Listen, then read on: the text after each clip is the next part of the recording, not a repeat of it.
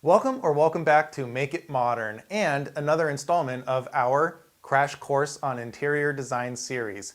In this week's video, I'm going to be talking about your guest bedroom / home office. Stick around, I have 10 great tips that you can easily follow to elevate your space and take it to the next level.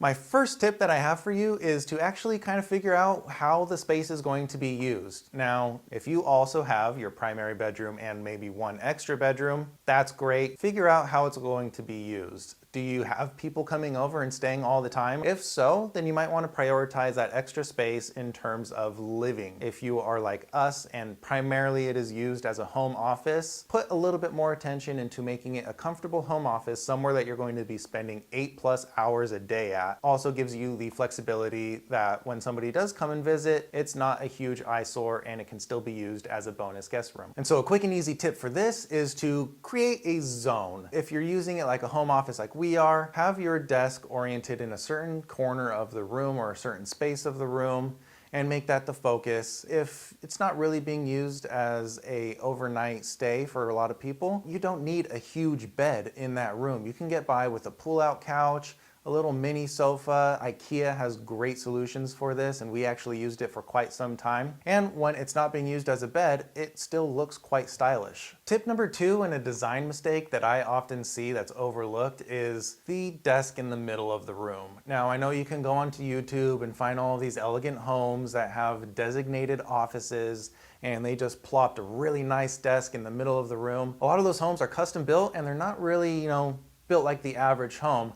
Over here, we have all of our outlets up onto the wall. Those homes might have an outlet in the middle of the room, but that is extremely rare.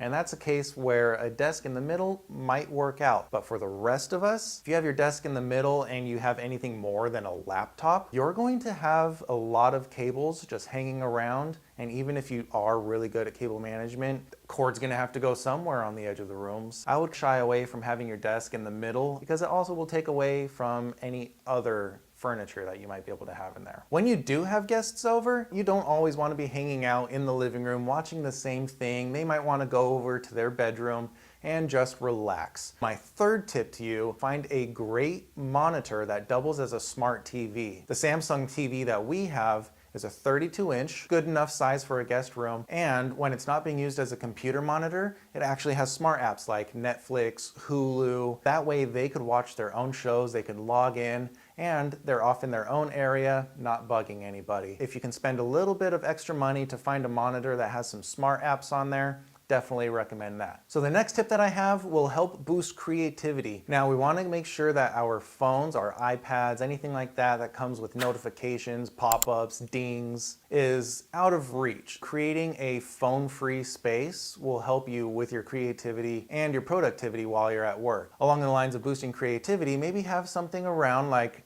a guitar or a sketch pad. That way you can take, 5 to 10 minute creative breaks.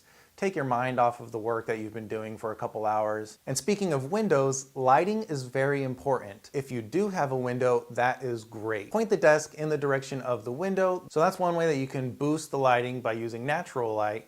And you also have the other lighting features such as accent lighting and task lighting. Now I do recommend that if you are in your office, Hannah might get me for this one, but use the big light, because you want your area as illuminated as possible. That way you can work. If you're only using task lights and little desk lamps, your eyes might be straining to work on the keyboard or to write, and you don't really want that eye strain. It's already enough that you're looking at a blue light screen all day. Over on our desk, we have a task light, but we also have candlelight as well, so it makes it very cozy. This is also great for your guests when they do come over.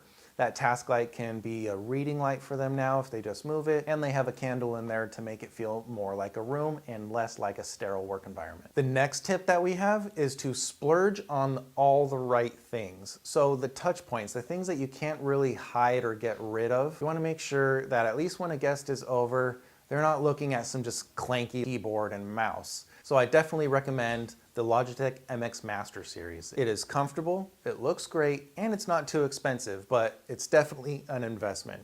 If you can, try and make your desk look nice. That way whenever guests are over, it's not an eyesore. And speaking of desks, My next recommendation is to go out and get a sit-stand desk. This is great for ergonomics, especially if you are working multiple hours out of the day and you just need a little bit of change from sitting down to standing up. Bonus, if you can get a nice looking treadmill for underneath the desks that can easily be stored somewhere else, that will help out a lot more with the ergonomics and just getting you moving throughout the day. You do have a few options in terms of design. You can go with modern, over here where you can easily see the legs. You can change out the tops if you want to, or if you wanted to go more traditional, you can go with something like this where you either DIY, or if you can find something out online where they build cladding for you, can make it look more like a traditional desk.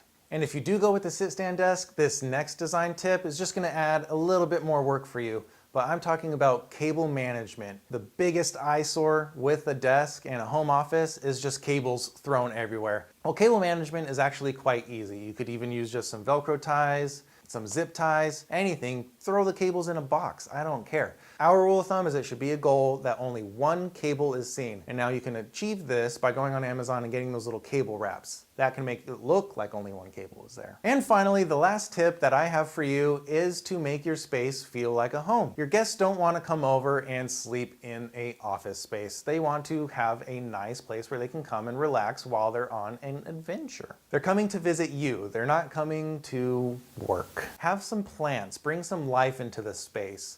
A monstera, some pothos, any type of plant that is good in a low light area, indoors, something that doesn't really need that much attention, will help really bring the space together and make it feel like a home and less like an office. Well, that's all that we have for you in this week's video. Be sure to like and subscribe and click that notification bell. That way YouTube will let you know whenever we drop a new video. And stay tuned and follow along in our design series, a crash course on interior design.